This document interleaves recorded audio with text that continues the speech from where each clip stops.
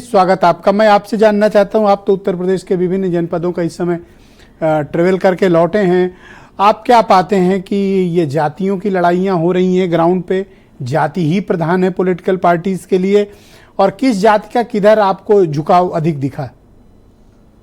ब्रजेश जी, जब चुनाव आते हैं तो पश्चिमी उत्तर प्रदेश में कई सारी चुनौतियां पहले भी बीजेपी के सामने आई।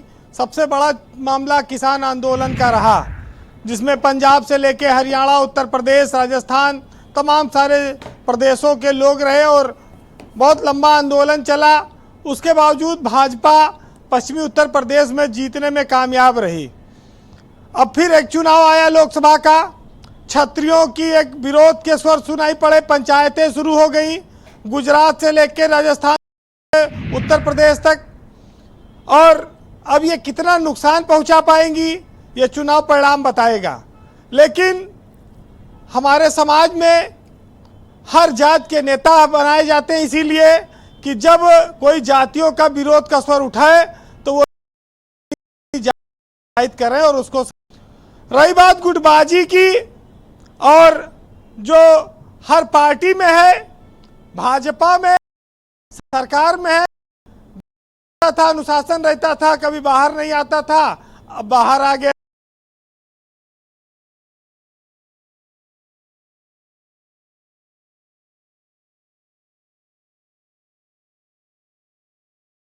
मुटाव, गुटबाजी, और भाजपा में इसको दबाए रहते हैं क्योंकि उनके पास सत्ता है दोनों जगह, और उनके यहाँ भाई सत्ता में रह के ज़्यादा बोलोगे किनारे कर दिए जाओगे। लेकिन कम से कम चलो कुछ आंतरिक लोकतंत्र के नाम पे लोग बोल रहे हैं। चुनाव जातियों के आधार पर ही लड़ा जाता है। टिकट जात को देखकर किसकी जात के कितना वोट है वैसे ही दिया जाता है। पार्टियों का अपना वोट बैंक होता है। लेकिन देखिए, जब 2014 में मोदी आए थे लड़ने, और 2019 में भी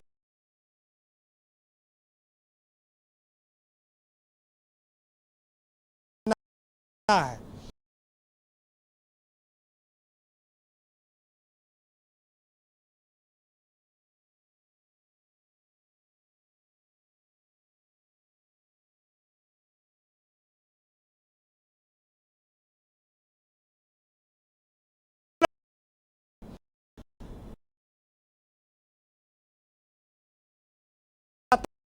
कहीं कहीं विपक्ष में भी हाल ऐसा ही है जी। या तो अगर सपा से टिकट मिला तो अखिलेश यादव, कांग्रेस के पास ज्यादा कुछ है नहीं, तो वहां पर अखिलेश के और समाजवादी पार्टी का जो वोट है उस पर मिलता है। कुछ प्रत्याशी अपनी जात का खींच लेता है। ये लड़ाई देखिए ऐसे ही चलेगी। लेकिन जो भाजपा ये कहती है कि हम 80 में 80 जीतेंगे, तो ये बात तो देखिए, जो राजनीति के बैठे हुए लोग हैं, जहां ये सुन रहे लोग, 80 में 80 जीतना एक तरह से कहा जाए इतना उत्तर प्रदेश में आज तक कभी हुआ नहीं। बीजेपी अधिकतम सीटें जीतेगी, ये बात सही है। अब वो कितना जीतेगी?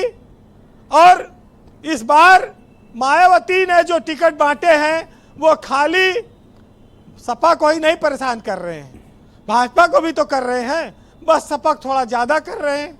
आज डिम्पल यादव की मैनपुरी सीट पर साक्य को बदलकर मायावती ने यादव एक वहां पर उतार दिया है कैंडिडेट। तो वो स्वाभाविक है कि वो समाजवादी का वोट काटेगा। लेकिन कितना वोट काटेगा? 1000, 2000, 10-20 हजार, 50,000, ये चुनाव परिणाम बताएंगे। तो इस तरह के तो मायावती का जो टिकट वितरण है इस बार, उनकी माया अपरंपार है, और उस पार पाना इस बार में नहीं आ रहा है। नहीं, इस बार तो मैंने देखा चौतरफा बैटिंग कर रही है, जिधर जो मिला वो उसी पर अटैक।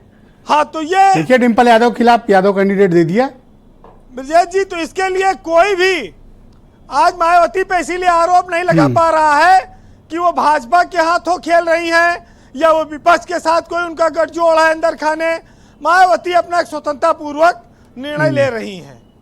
लेकिन एक चीज आप जरूर देखिएगा कि अखिलेश यादव ने एक नई तरह की सोशल इंजीनियरिंग शुरू की, जिसमें इंद्रजीत सरोज हैं, कुशल तिवारी हैं, लालजी वर्मा हैं, राम प्रसाद चौधरी है, राम शिरोमणि वर्मा है, बाबू सिंह। रमाशंकर राजभर है, ऐसे जो बसपा से आए हुए लोग हैं, बाबू सिंह कुशवाहा भी आ बाबू गए। सिंह कुशवाहा है, इनको टिकट देकर उन्होंने एक पीडीए की नई सोशल इंजीनियरिंग खड़ी की और मायावती की पार्टी में ये सब लोग बड़े इंपॉर्टेंट पदों पर पहले रहे हैं। मुझे लगता है नसीमुद्दीन छोड़ सब आ गए ज्यादातर हैं।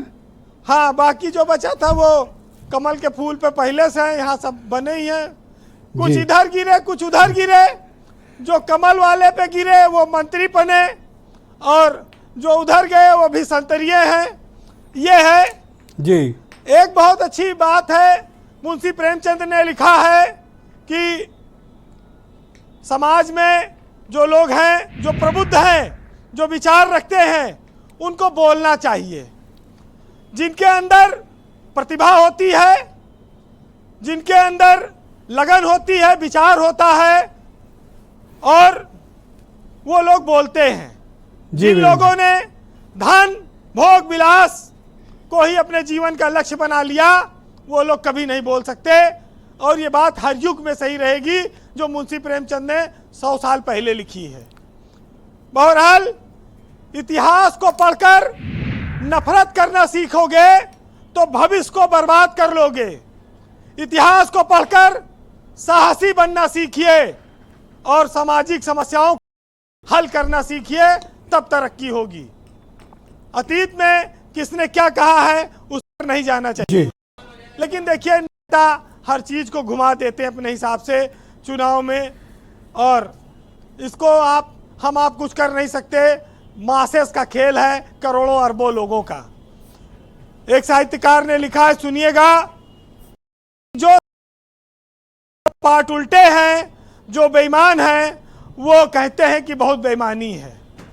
जो दुनिया में सुनाई दे उसे कहते हैं खामोशी, और जो आंखों से दिखाई दे उसे तूफान कहते हैं।